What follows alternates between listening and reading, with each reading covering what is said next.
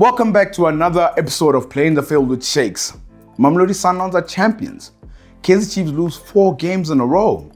Then dance into another Nedbank Cup final. And then Pick n Pay, Spar, Woolworths, Cambridge Foods. We visit Manja's comments right into the show. Let's go. That's how it goes? They keep asking about the best when they know it's me. Okay. Asking about the rest when they know it's me. Straight in, I guess. You know it's me. So guys, we start off the week with Mamelodi Sundowns. They were crowned DStv Premiership champions. All they just needed was a point against Cape Town City, and it's something that they got. And that game that they played against City was so open. One thing I loved about how Cape Town City approached this game was the fact that they were able to go toe-to-toe with Mamelodi Sundowns. I think both of them were just cancelling each other out. Both defenses were not necessarily open, and also the rest defenses was also pretty good as well. And there was just not too many attacks that were going into play, purely because both sides, every time they lost the ball, they fell back into shape. And all that they needed, Mamelodi Sundowns, was a point, and they were crowned the champions, only needing 58 points to win the league. Out of a possible 90, by the way. They only need 58 points. And, for me, I wanted to visit these comments and I wanted to visit everything that happened after the game. So after the game, Mamelodi Sundowns crowned champions. Eventually, there were talks and there were a lot of tweets. There was comments about, should there be financial fair play? There were comments about, is the fact that Mamelodi Sundowns' financial muscle being the one that helps them to win these league titles, because that was their 5th league title in a row. Their 5th league title, they're piling them up, by the way, they're piling them up. And I was a little bit annoyed with the comments because I understand, when you talk about Mamelodi Sundowns, I understand when people always want to reference the fact that they can buy the best players in the league, and which they possibly do within the last couple of years. But it's not only the fact that they have a playing philosophy that I think a lot of teams don't have. I think they are the best coached team within the league, and I think it's something we're not talking about enough. And the reason why it annoyed me was because we're focusing on the finances, whereas we are not asking enough of our other teams to perform. I don't think we ask enough of Kaizer Chiefs. I don't think we ask enough of Orlando Pirates. I look at even the stats. Mamelodi Sundowns only needed 58 points out of a possible 90, not 65, not 70, not 75. They just needed 58 points. Orlando Pirates have only won 9 games in the league this season. Kaizer Chiefs have had about 9 losses in the league this season. Amazulu, 15 draws. So my question is that, okay, as much as we want to focus on Mamelodi Sundowns and want to say, Sundowns are buying all the best players and stuff, why are we not demanding our teams to perform better? Why are we not demanding the fact that, why can't you get 58 points out of 90? Like, how could you not get more than that? So for me, look, kudos to Mamelodi Sundowns, and for you guys, you deserve a round of applause. Because I feel that you guys have raised the standard, and until other teams get the philosophies right, until other teams are able to get more wins than 9 wins in the season, then maybe we can start talking about, but their finances are helping them out. Because for me, I feel we need to demand more from the other teams within the league. So we move on to Kaizer Chiefs. They had 2 games played, and those games were games that they did not show up for before, and obviously they had that league dispute. They won it, and now the league is appealing that decision. But in the meantime, the league was like, okay, let's let these games be replayed, and then we'll see what the appeal decision will look like. So they played against Golden Arrows and they played against Cape Town City, and both games they lost. Yeah, Kaizer Chiefs lost both games, and when you watch both games, 180 minutes, and it's mistakes. You look at the game against Golden Arrows, the Jabulani Ngobo mistake. You look at the Cardozo mistake in the Cape Town City game. We've seen those mistakes before, and it's something that you have to ask questions in terms of how long are you going to let these happen. They only managed to get about 5 shots on target in both games.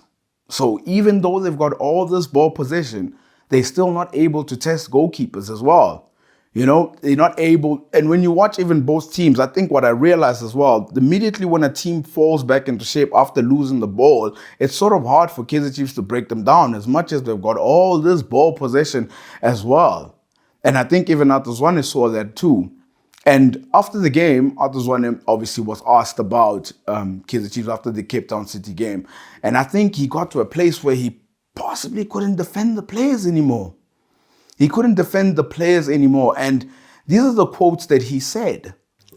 It is embarrassing. We can't even walk in the streets peacefully because of the situation that we find ourselves in. We have players who have been part of the team for the past 6 to 7 years, and things haven't been going our way. And that alone tells you there must be change. We have to rebuild. We have to start afresh. Bring in the right people in terms of technical staff and playing personnel. There's so much things that we need to work on right now. The sooner we can do that as a club, the better, because things will get back to normal. So those were the comments of Zwane. And I didn't want to paraphrase. I don't want to paraphrase because I wanted to read out exactly what he said. And there was a lot more that he said within that press conference right after the game for Cape Town City. And if you want to go visit them, they are right on the public platform that you can find. And I think for me, when I see those comments from a Kaizer Chiefs legend, he won things with this club. He's been part of the club. He's been part of the fabric of the club. When he says comments like that, it's pretty evident that this club needs to rebuild. And when I go back to last season, I asked the club, I asked Kaizer Chiefs that I think they need to be ruthless. I think they need to be ruthless going into the season. Whether some decisions that were made, yeah, I'd probably say there were some decisions, but I don't think they were ruthless enough. And now you find the club having 4 losses in a row, changing coaches, and also having to let it slip that possibly that second position that they want to qualify for CAF next year might not happen. And already we've had the management communicate with the fans, having spaces, and we've heard from the sports director that he wants to reduce the age of the squad, the average age. For me, when I look at these comments by Zwane, when I look at what the management have been doing, at the end of the season, this is going to possibly be the biggest transfer window of Kaizer Chiefs in a long time. Because it's been 7 years without winning anything. And I think with Zwane's comments and the way that he said it, I think he basically just said, management, over to you. And it's very interesting to see what will happen at the end of the season. So, still on to Kaizer Chiefs. News came out yesterday that Dumisani Zuma has been suspended by the club again in a short space amount of time. Reports have come out that he arrived at training in poor condition after he scored the goal against Cape Town City. And I think when you become suspended by a club in a short space of time, in a matter of months, you sort of have to ask yourself if you're taking your career seriously. You know, in the past, we've seen many players within South African football where they've sort of thrown it away. And some of them have even come out to admit it, some past players. And when I see what's happening with Dumisani Zuma and when I'm seeing the talent that he is, because the fans love him. The fans definitely love him. I think he's a special talent, but it's the second time. It's the second time. And what is poor condition, you know? And I just think that even that is a big decision that Kaizer Chiefs have to make in terms of, do we need sort of someone like that within the dressing room as well? Because there have been players before at the club that reports like that did come out and they're not at the club anymore.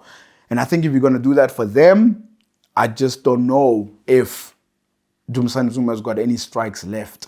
Let's move on to Orlando Pirates. I'm a Buccaneer. You know, they play 2 games as well within the league. In the last 2 games between Chippa and TS Galaxy, 2 teams that you probably would say Orlando Pirates should be getting 6 points from, especially considering the positions that they find themselves in. But it's the same old story with Orlando Pirates not being able to score in both games, losing to TS Galaxy, and also with Chippa United just not being able to break them down. You know, and every time I watch an Orlando Pirates game, it's like it's almost like the most predictable game you'll ever see. They'll dominate the ball, they'll have all the possession, but for some reason they're not getting the goals.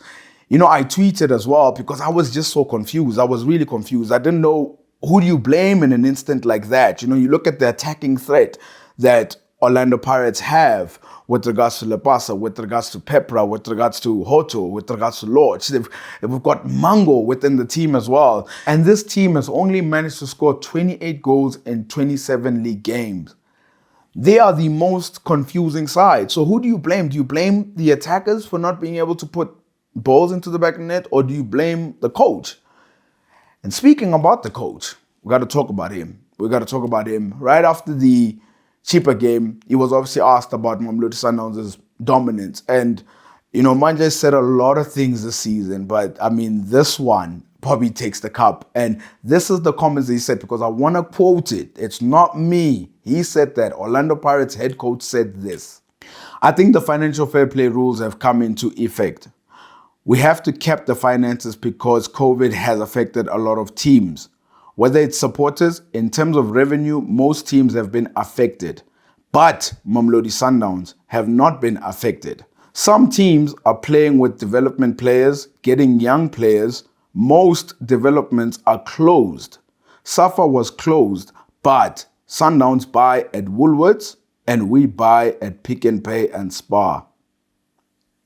Wow. I look at that squad and I ask myself the question, like I did at the earlier of the show, in terms of always having to put blame on Mamelodi Sundowns. I feel like there's a lot of things that are coming out because Mamelodi Sundowns are so dominant. But the question you have to ask yourself, is Mandla and Fadlu getting the best out of this squad? And you know, I've got numbers for you guys. I've got numbers for you guys to look at. This is the attacking lineup of Orlando Pirates in the league this season. Firstly, we've got Kwame Pepra, 5 goals only within the league. Zakele Lepasa, 0 goals. Gabele Dlamini, 1 goal. Jukumanja, 0 goals. Mabasa, 2 goals. Mango, 0 goals. Lodge, 0 goals. And last but not least, Hoto, 6 goals. Now that tally is a total of 14 goals this season from that attacking lineup. And just so everybody remembers, Victor Letwalo of Royal AM has got 14 league goals. How do all those attackers combined have the same amount of goals as Victor Letwalo?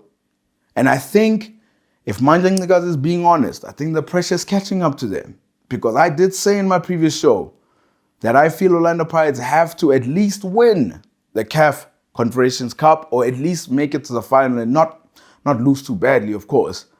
But without that, I think he knows that his future is going to be considered.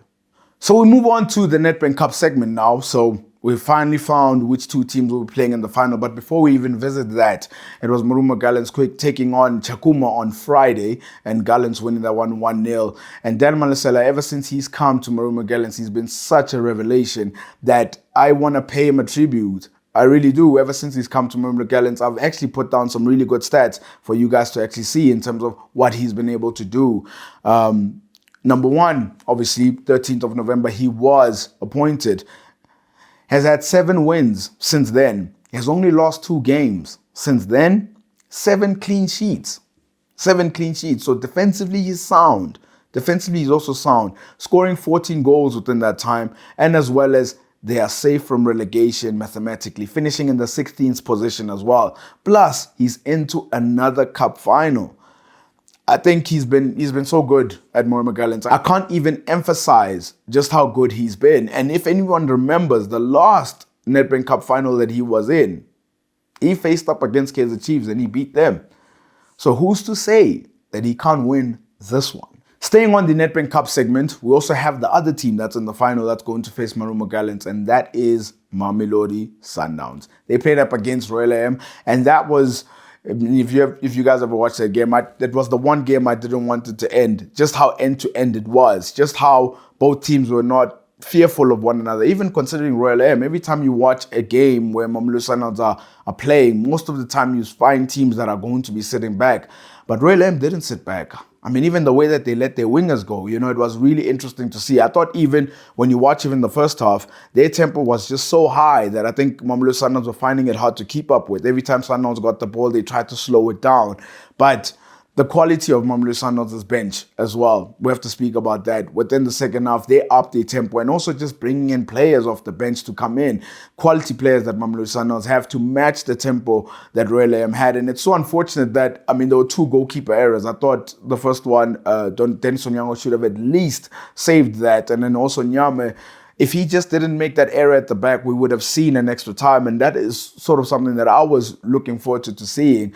And unfortunately, it didn't happen. But Mamelodi Sundowns are into the final now, another final. And potentially on the verge of having a treble as well, seeing that obviously CAF did not go in the way that they would have liked. And I have to also give credit to Mandla Sundowns in the way that they have recovered since that fallout with Petro de Luanda. They've just been able to be so good, having to win the league and as well as heading to the final as well. And it's Maruma Gallants, and people will say it's probably Sundowns straight to win this. But when you watch the last time Maruma Gallants and as well as Sundowns played, it was 1-1. And you have to give credit to what Dan Malasela has been able to bring. So I'd look at both sides, especially both sides that love the ball, that love the possession as well. So it's something that I'm really looking forward to seeing what's going to happen within that game.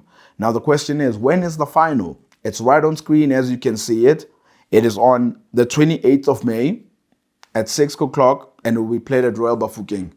So hopefully you guys get your tickets early and let's see what happens. But I'm really looking forward to that game. Now we get into the segment of Bet of the Week. Bet of the Week is basically where I give you guys my bet slip for the games throughout the week and hoping that they will light in green instead of red. Proudly sponsored by Betway. So the first game that we're going to get into, this is a special that I'm giving to you guys. I'm basically saying all of these games are going to end in both teams to score. So I picked games throughout the week that I feel all of them are going to be both teams scoring within that game. And the first game, Villarreal going up against Liverpool. I think Villarreal, they've got their backs against the wall. They're 2-0 down. They have to come out. And I think in Spain, they're capable of scoring. But Liverpool is also capable of scoring. And I see both teams scoring within that game. Number two, I think this is the most obvious both teams to score game. Real Madrid against Man City. I mean, you guys saw that. 7-goal thriller. That happened within the first leg. And I think we're going to expect another thriller to happen. And I expect both teams to score again. Game number three, the Germans going up against the English. Frankfurt going up against West Ham United. I think Frankfurt have shocked everybody, especially considering the exit that they did to Barcelona. And I think that they'll be able to score against West Ham. But also with West Ham, you just saw that they arrested players against Arsenal. And I think the likes of Mikel Antonio will be able to get a goal in Germany. Game number four, Rangers going up against Leipzig. Now, Leipzig, they've got a player called Christopher Nkunku. I mean, he has been absolutely fire this season. The assists that he has, the goals that he has, I think he's going to be able to light it up in Scotland as well. But Rangers too, I mean, with the crowd that they have, I mean, that's the way that they've been able to get to this stage because of that crowd. And I think they're going to help them to score as well. So definitely both teams are going to score there too. Last but not least, we move over to the weekend. Liverpool going up against Tottenham. I think it's kind of obvious. We've got Son scoring goals for fun. On the other side, Liverpool, you can pick any goal scorer to score within that front five that they have. And I think both teams will definitely score in that game as well. So guys, this was my bet of the week. Don't forget to place your bets at betway.co.za. So guys, we've come to the end of the show. But before I go, there's a list of names that I want to read for you. Renelo Letulonyane, Mark Fish, Benjamin Marouari, Aaron Mokwena, Pizzo Msumane, Dikhan Mabalane, Herman Mkelele, Kakahom Pela, Christopher Katongo, Anthony Lafort, Morgan Gold. What has happened to Jomo Cosmos? Don't forget to like and subscribe, hit that notification bell button, and I'll see you guys next week.